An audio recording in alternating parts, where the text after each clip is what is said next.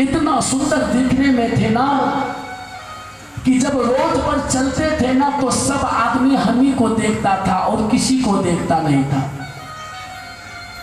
लेकिन हुआ क्या, मेरे आगे से एक दिन अंगिरा ऋषि जा रहे थे और वह ऋषि दिखने में कुरूप था। क्या था? कुरूप था।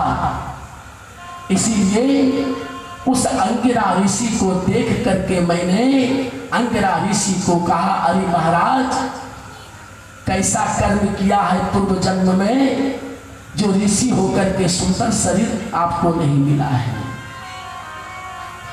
अंगिरा ऋषि समझ गए, मैंने कह करके तो नहीं कहा, मैंने अपने मन से कहा और मन की बात तो संत समझ लेते हैं। अंगिरा ऋषि समझ गए और उसी समय अंगिरा ऋषि ने हमको श्राप दे दिया। भगवान अंगिरा ऋषि ने श्राप दिया, जाओ तुम मेरे शरीर को देख करके आज ऐसा कहा है,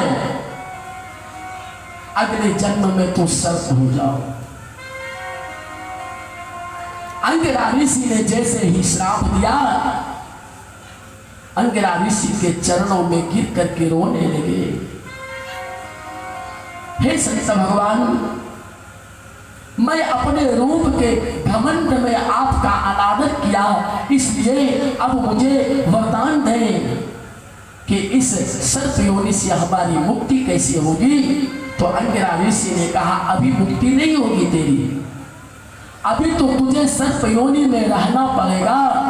जब द्वापर आएगा और जब भगवान का जन्म होगा और जन्म होने के पश्चात बाद में उनके पिता नंद बाबा सारे ब्रजवासी महाशिवरात्रि के शुभ अवसर पर अंबिका वन में शिव जी का अभिषेक करने के लिए आएंगे और उस समय तुम नंद बाबा का पैर जाकर के पकड़ लोगे तो गोविंद तुमको उद्धार कर देगा। इसलिए हे गोविंद, हम तो देख रहे थे कि कब आपका आगमन हो अंबिका वन में, हम देख रहे थे। हे प्रभु, देखते देखते आज धन्य हो गई। इसलिए भगवान, मैं तो यही कहूंगा कि आपके चरणों में मेरी भक्ति बनी रहे और मुझे आप अपने धाम में लेकर के चलिए। उसी समय ठाकुर जी ने उस सुदर्शन को अपने धाम में भेज दिया। हाँ, इधर सुदर्शन को अपने धाम में भेजा और इधर क्या हुआ, उसी अंबिकापन में एक दैत्य रहता था, उसका नाम था शंखचूड़। शंखचूड़ नाम का दैत्य था। उसने देखा कि इधर बातें हो रही है, इधर शंखचूड़ नाम का जो दैत्य था एक गोपी को पकड़ा और पकड़ करके लेके भागने लगा। जैसे ही गोपी को लेकर के भागने लगा, गोपी चिल्लाई, अरे कन्हैया, अरे बचाओ, देख ये दैत्य हमें उठा के लेकर के भाग रहा है, बचाओ तो सही। कन्हैया सोचने लगे, एक टेंशन का तो समाधान हो गया, दूसरा टेंशन फिर आ गया। बलराम जी ने कहा, अरे कन्हैया देखते क्या हो, चलो गोपी को बचाएंगे। अब दोनों भैया वहां से दौड़ पड़े और जब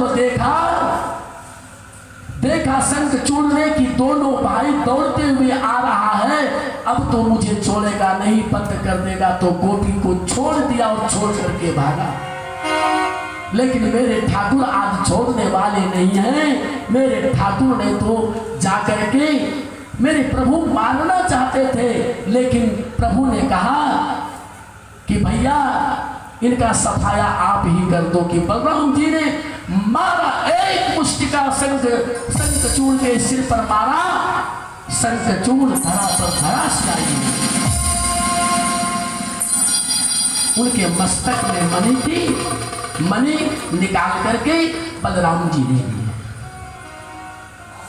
इस प्रकार से श्री सुखदेव जी महाराज कहते हैं, राजन ठाकुर जी ने अंबिकावन में सुदर्शन और शंखचूड़ का उद्धार कर दिया और उद्धार करके अंबिकावन में शंकर भगवान का पूजन करके वहां से चले सारे ब्रजवासी अपने अपने घर पहुंच गए। देखा अरिष्टासुर नाम का एक दैत्य आया बैल के रूप में और वह गोपियों को डराने लगा। मेरे गोविंद ने क्या काम किया, उनके पिछले दोनों पैर को पकड़ा और आकाश में घुमा के फेंक दिया और वहां से जब अरिष्टासुर नीचे गिरा तो उनकी मौत हो गई। से बोले वृंदावन बिहारी लाल की। कंस उपहार भेजता जाता था और मेरे गोविंद उस उपहार को ठिकाना लगाते जाते थे। अरिष्टासुर का तो मेरे गोविंद ने सफाया कर दिया। अब कंस ने केसी को भेजा जो घोड़े का रूप लेकर के आया था और वो केसी इतना जबरदस्त दैत्य था ना, वह सभी देवताओं को त्रास देता था। उस दैत्य का नाम सुनते देवता स्वर्ग को खाली कर देते थे, इतना बल था केसी में। आज केसी एक घोड़े का रूप धारण करके आया और सभी ब्रजवासियों को मारने की कोशिश की। उसी समय मेरे गोविंद आए और उन केसियों को भी दोनों पिछला पैर पकड़ करके आकाश में फेंका और आकाश से जब गिरा तो उनके मुंह में मेरे गोविंद ने अपना हाथ प्रविष्ट कर दिया, घुसा दिया। अब तो गोविंद का हाथ केसी के मुख में पलने लगे। इससे केसी का प्राणांत हो गया, केसी भी समाप्त हो गया। प्रेम से बोले आनंद कंद भगवान की। आगे श्री सुखदेव जी महाराज कहते हैं, राजन कंस ने व्योमासुर को भेजा। व्योमासुर मायासुर का पुत्र था। वो व्योमासुर क्या काम करता था कि जब मेरे गोविंद ग्वाल बालों के साथ में यमुना के तट पर जाते थे खेलने के लिए, तो व्योमासुर ग्वाले का रूप धारण करके एक एक ग्वाल बालों को चुरा करके और जाकर के पहाड़ों में छुपा देता था कि एक एक करके पहले छुपा देंगे, उसके बाद तब सबको एक ही बार मारेंगे, ठिकाना लगाएंगे। मेरे गोविंद जान गए कि मेरे जितने मित्र हैं अब एक दो बचे हैं, आखिर गए कहाँ। गोविंद खोजने लगे।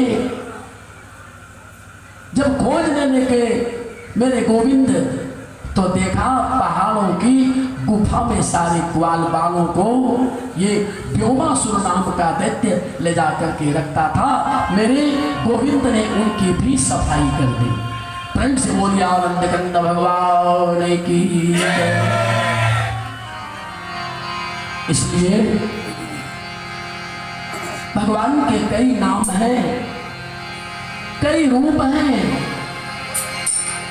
जिस रूप में ठाकुर जी को भजोगे उसी रूप में मेरे ठाकुर दर्शन देंगे। हाँ, जैसे कहीं राम लिख दिया है, कहीं श्याम लिख दिया है, कहीं राम लिख दिया है, कहीं श्याम लिख दिया है। हरि बोल।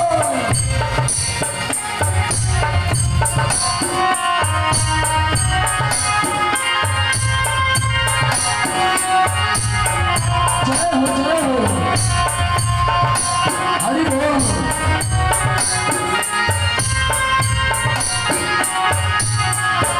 और क्या सांसों के हरी सिरे में, सांसों के हरी सिरे में तेरा नाम लिख दिया है। सांसों के हरी सिरे में, सांसों के हरी सिरे में तेरा नाम लिख दिया है। कहीं नाम लिख दिया है, कहीं शाम लिख दिया है। कहीं नाम लिख दिया है, कहीं लिख दिया है। जय हो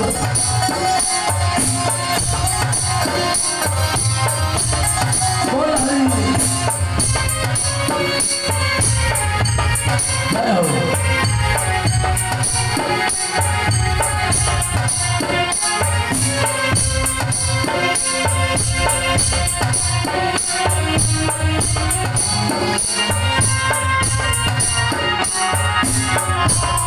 और क्या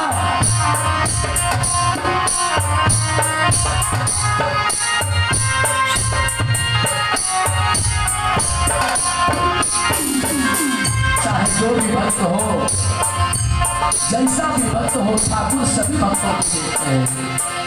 जैसे सीता हरने में राम संग की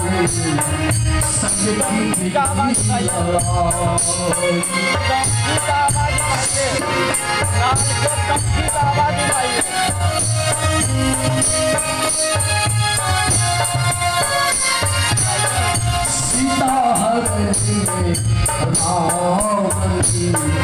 संग की लड़ाई।